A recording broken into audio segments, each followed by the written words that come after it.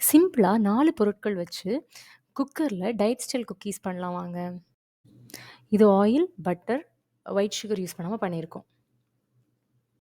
1 cup கோதுமை மாவுக்கு 1/2 cup நாட்டு சர்க்கரை கம்மி பண்ணணும்னா பண்ணிக்கலாம். அப்புறம் கொஞ்சமா சால்ட், ஒரு 1/2 டீஸ்பூனுக்கும் கம்மியா பேக்கிங் பவுடர்.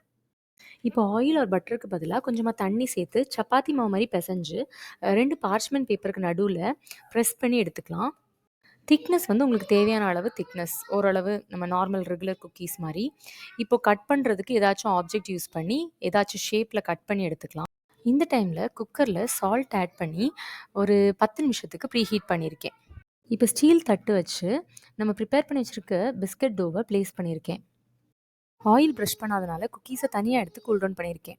இப்போ வாஷரும் விசிலும் இல்லாமல் குக்கரை மூடி வச்சு 20 மினிட்ஸ் குக் பண்ணி கூல் டவுன் பண்ணோன்னா பிஸ்கட்ஸ் ரெடி. சிம்பிளான ஹோம்மேட் ரெசிபீஸுக்கு மறக்காமல் சப்ஸ்கிரைப் பண்ணுங்க.